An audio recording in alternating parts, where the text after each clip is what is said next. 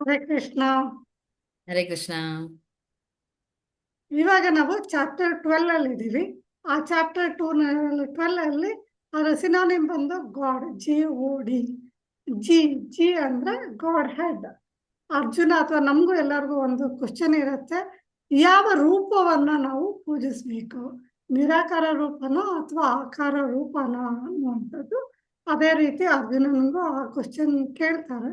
ಅವಾಗ ಕೃಷ್ಣ ಹೇಳುವಂತ ಉತ್ತರ, ನಮಗೆ ನಿರಾಕಾರ ರೂಪವನ್ನ ಅಷ್ಟು ಈಸಿಯಾಗಿ ಅಕ್ಸೆಪ್ಟ್ ಮಾಡೋದಕ್ಕೆ ಆಗೋದಿಲ್ಲ. ಹಾಗಾಗಿ ನೀವು ಆಕಾರ ರೂಪ ಇದನ್ನ ನಾವು ಫಸ್ಟ್ ಯಾವ ರೀತಿ ಆಗುತ್ತೋ ಆ ರೀತಿಯಲ್ಲಿ ಭಕ್ತಿಯನ್ನು ಮಾಡೋದಕ್ಕೆ ಶುರು ಮಾಡಬೇಕು ಅನ್ನೋದನ್ನ ಹೇಳ್ತಾರೆ.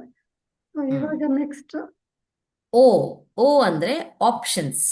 ಇವಾಗ ಆ ಭಕ್ತಿ ಮಾಡ್ಬೇಕು ಅಂತ ಹೇಳಿದ್ರು. ಏನ್ ಹೇಳಿದ್ರು? ನಿನ್ನ ಒಂದು ಕೃಷ್ಣನ್ ಹೇಳ್ತಾರೆ, ನಿನ್ನ ಒಂದು ಬುದ್ಧಿಯನ್ನ ನನ್ನ ಮೇಲೆ ಸ್ಥಿರ ಸ್ಥಿರವಾಗಿ ಇಟ್ಕೊಂಡು, ಇಂಟೆಲಿಜೆನ್ಸ್ನ ನನ್ನ ಮೇಲೇನೆ ಇಟ್ಕೊಂಡು ನೀನು ನನ್ನನ್ನು ಧ್ಯಾನ ಮಾಡಿ ನಿನ್ನ ಆರಾಧನೆ ಮಾಡಿ ನೀನು ನನ್ನನ್ನು ಹೊಂದಬಹುದು ಅಂತ ಹೇಳ್ತಾರೆ.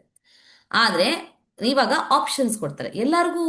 ತಮ್ಮ ಮನಸ್ಸನ್ನ ಈ ರೂಪದ ಮೇಲೆ ಕೂಡ ಇಡೋದಕ್ಕೆ ಕಷ್ಟ ಆಗತ್ತಲ್ವಾ? ಮೈಂಡನ್ನ ಫಿಕ್ಸ್ ಮಾಡುವ ಒಂದು ರೂಪದ ಮೇಲೆ ಇದ್ರೆ ನಾವು ಎಷ್ಟು ತರದ ರೂಪಗಳನ್ನ ನೋಡ್ತೇವೆ, ಅಷ್ಟು ರೂಪಗಳನ್ನ ನೋಡೋದಕ್ಕೆ ಆಸೆ ಇರುತ್ತೆ ನಮಗೆ. ಡಿಫ್ರೆಂಟ್ ಡಿಫ್ರೆಂಟ್ ವೆರೈಟಿ ನೋಡೋದಕ್ಕೆ ಆಸೆ ಇರುತ್ತೆ. ನಮ್ಮ ಕೈಲಿ ಒಂದು ರೂಪದ ಮೇಲೆ ಕೂಡ ಫಿಕ್ಸ್ ಮಾಡಕ್ಕೆ ಆಗೋದಿಲ್ಲ. ಅದಕ್ಕೋಸ್ಕರ ಶುರು ಮಾಡಿದ ತಕ್ಷಣ ಆಗೋದಿಲ್ಲ. ಅದಕ್ಕೆ ಇವಾಗ ಕೃಷ್ಣ ಬಂದು ಆಪ್ಷನ್ಸ್ ಕೊಡ್ತಾರೆ. ಏನು ಆಪ್ಷನ್ಸ್ ಅಂದ್ರೆ, ಆ ನಿನ್ ಕೈಲಿ ಅರ್ಜುನ, ಧನಂಜಯ, ನಿನ್ ಕೈಲಿ ನಿನ್ನ ಮೈಂಡ್ ಅನ್ನ ನನ್ನ ಮೇಲೆ ಫಿಕ್ಸ್ ಮಾಡಕ್ ಆಗ್ಲಿಲ್ಲ ಅಂದ್ರೆ ಏನ್ ಮಾಡು? ಈ ಭಕ್ತಿ ಯೋಗದ ರೂಲ್ಸ್ ಇರುತ್ತಲ್ವಾ, ರೆಗ್ಯುಲೇಟೆಡ್ ಪ್ರಿನ್ಸಿಪಲ್ಸ್ ಇರುತ್ತಲ್ವಾ, ಅದನ್ನ ಫಾಲೋ ಮಾಡು. ಅದನ್ನ ಫಾಲೋ ಮಾಡಿದಾಗ ನಿನಗೆ ನನ್ನನ್ನ ನನ್ನ ನನ್ನ ಪ್ರತಿ ಒಂದು ಡಿಸೈರ್ ಹುಟ್ಕೊಳ್ಳುತ್ತೆ ಅಂತ. ಅಂದ್ರೆ ಇವಾಗ ಒಬ್ಬರನ್ನ ಲವ್ ಮಾಡಬೇಕು, ಒಬ್ಬರ ಬಗ್ಗೆನೇ ಮೈಂಡಲ್ಲಿ ಫಿಕ್ಸ್ ಮಾಡ್ಕೋಬೇಕು ಅಂದ್ರೆ ಅದು ಲವ್ ಡೆವಲಪ್ ಆಗ್ಬೇಕಲ್ವಾ? ಸೊ ಕೃಷ್ಣ ಏನ್ ಹೇಳ್ತಾರೆ, ನಿಂಗೆ ಅಷ್ಟು ಬೇಗ ಆಗೋದಿಲ್ಲ ಅಂದ್ರೆ ರೂಲ್ಸ್ನ ಫಾಲೋ ಮಾಡು. ಏನ್ ರೂಲ್ಸು? ಭಕ್ತರು ಆಲ್ರೆಡಿ ಹೇಳಿರ್ತಾರೆ ರೆಗ್ಯುಲೇಟೆಡ್ ಪ್ರಿನ್ಸಿಪಲ್ಸ್ ಅಂತ. ಈ ಕೆಲವು ಡೂಸ್ ಇರುತ್ತೆ, ಕೆಲವು ಡೋಂಟ್ಸ್ ಇರುತ್ತೆ. ಇದನ್ನ ಮಾಡಬೇಡಿ, ಅದನ್ನ ಮಾಡಿ ಅಂತ ವಿಷಯಗಳೆಲ್ಲ ಇರುತ್ತೆ ರೂಲ್ ಭಕ್ತಿಯಲ್ಲಿ ಕೂಡ. ಅದನ್ನ ಫಾಲೋ ಮಾಡು. ಅದನ್ನ ಫಾಲೋ ಮಾಡಿದ್ರೆ ನಿನಗೆ ನನ್ನ ಮೇಲೆ ಡಿಸೈರ್, ಪ್ರೀತಿ ಹುಟ್ಕೊಳತ್ತೆ. ಆಯ್ತಾ? ಸರಿ, ಇನ್ ಕೇಸ್ ನಿನ್ ಕೈಲ ರೂಲ್ಸ್ ಅನ್ನು ಫಾಲೋ ಮಾಡಕ್ಕಾಗಿಲ್ಲ. ರೂಲ್ಸ್ ಫಾಲೋ ಮಾಡಿದ್ರೆ ಏನು? ಬೆಳಗ್ಗೆ ಬೇಗ ಎದ್ದೇಳೋದು, ಜಪ ಮಾಡೋದು, ಭಗವಂತನ ನಾಮಸ್ಮರಣೆ ಮಾಡೋದು. ಲಾಸ್ಟ್ ಟೈಮ್ ಆಲ್ರೆಡಿ ಎಕ್ಸ್ಪ್ಲೇನ್ ಮಾಡಿದ್ರು ಹೇಗೆ ಭಕ್ತರು ಒಬ್ರಿಗೊಬ್ರು ಆ ಭಗವಂತನ ಒಂದು ಪ್ರೈಸ್ ನ ಮಾಡ್ತಾ ಇರ್ತಾರೆ, ಸದಾಕಾಲ ಭಗವಂತನ ಬಗ್ಗೆ ಯೋಚನೆ ಮಾಡ್ತಿರ್ತಾರೆ ಅಲ್ವಾ? ಇದೆಲ್ಲ ಮಾಡೋದು ರೂಲ್ಸ್. ಸೊ ಇದೆಲ್ಲ ಮಾಡಕ್ ಆಗ್ಲಿಲ್ಲ ಅಂದ್ರೆ ಏನ್ ಮಾಡು? ನೀನು ನನಗೋಸ್ಕರ ಕೆಲಸ ಮಾಡು. Just try to work for me.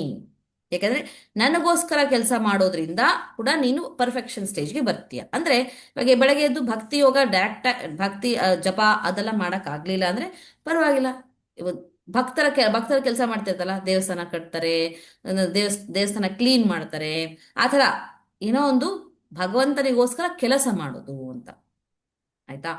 ಸರಿ ಸರಿ, ನಿನ್ ಕೈಲಿ ಭಗವಂತನಿಗೋಸ್ಕರ ಕೆಲಸ ಮಾಡಕ್ ಆಗ್ಲಿಲ್ಲ ಅಂದ್ರೆ ಅಟ್ಲೀಸ್ಟ್ ನೀನ್ ಯಾವುದೇ ಕೆಲಸ ಮಾಡು, ಆ ಕೆಲಸದ ಫಲವನ್ನ ನನಗೋಸ್ಕರ ತ್ಯಾಗ ಮಾಡು. ಅಂದ್ರೆ ಫಲ ಕರ್ಮದ ಫಲವನ್ನ ಅಟ್ಲೀಸ್ಟ್ ತ್ಯಾಗ ಮಾಡು ಅಂತ ಹೇಳ್ತಾರೆ. ರೈಟ್?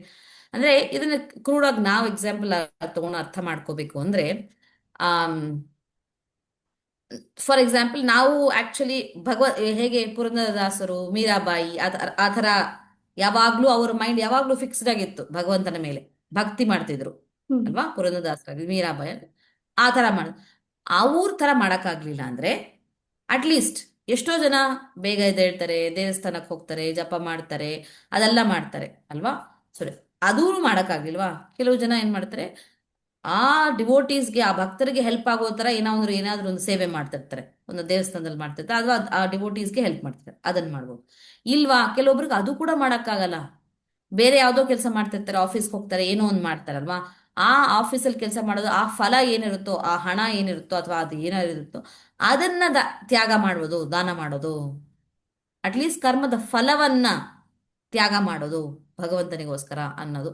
ಸೊ ಅದರಿಂದ ಸ್ಲೋ ಆಗಿ ಪ್ರೋಗ್ರೆಸ್ ಆಗಬಹುದು ನಾವು ಅಂತ ಹೇಳಿ ಕೃಷ್ಣ ಹೇಳ್ತಾರೆ ಅಲ್ಲಿ.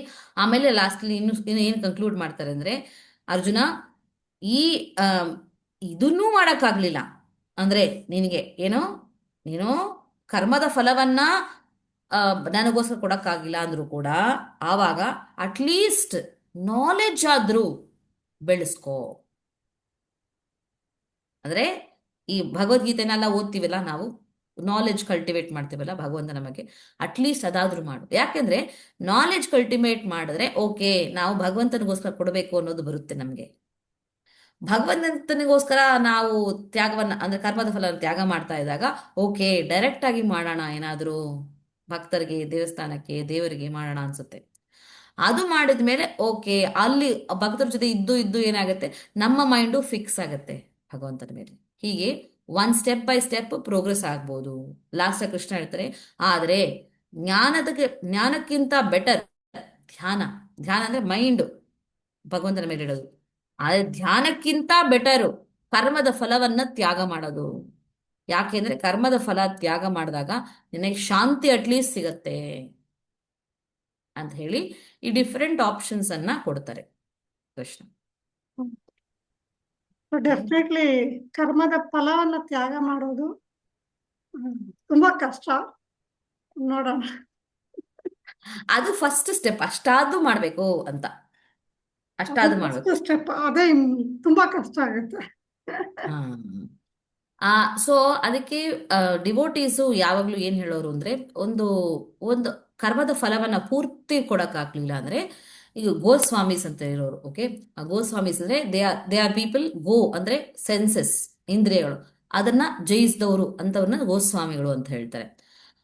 ಅವು ಅದರಲ್ಲಿ ಒಬ್ಬರು ರೂಪ ಗೋಸ್ವಾಮಿ ಅಂತ. ಅವರು ಏನು ಸಜೆಸ್ಟ್ ಮಾಡಿರೋದು ಅಂದ್ರೆ, ನಿಮಗೆ ಕರ್ಮದ ಫಲವನ್ನು ಪೂರ್ತಿ ಕೊಡಕ್ಕಾಗಿಲ್ಲ ಅಂದ್ರೆ ಅಟ್ಲೀಸ್ಟ್ ಒಂದು ಪರ್ಸೆಂಟೇಜ್ ಅನ್ನ, ಪ್ರತಿ ಸಾರಿ ನೀವು ಅರ್ನ್ ಮಾಡಿದ ಪರ್ಸೆಂಟೇಜ್ ಅನ್ನ ಭಗವಂತನಿಗೆ ಕೊಡ್ತೀವಿ ಅಂತ ಒಂದು ಸಂಕಲ್ಪ ಮಾಡಿಕೊಂಡು ಹಾಗೆ ಶುರು ಮಾಡಿ ಅಂತ ಹೇಳೋರು. ಯಾಕಂದ್ರೆ ನಾವು ಯೂಶಲಿ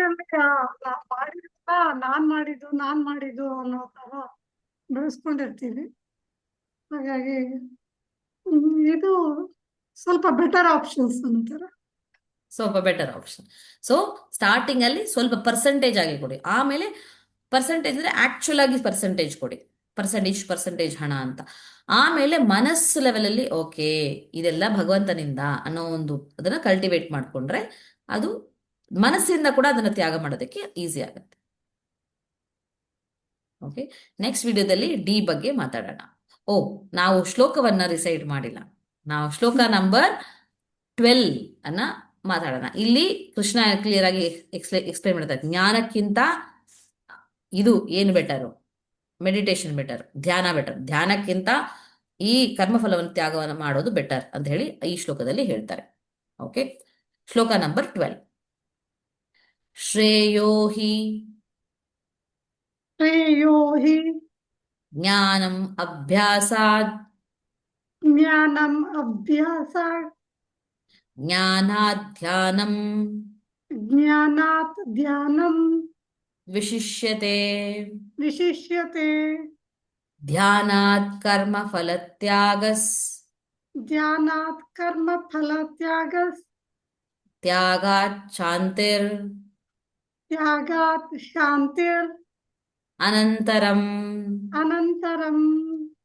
ಶ್ರೇಯೋ ಹಿ ಜ್ಞಾನಂ ಅಭ್ಯಾಸಾತ್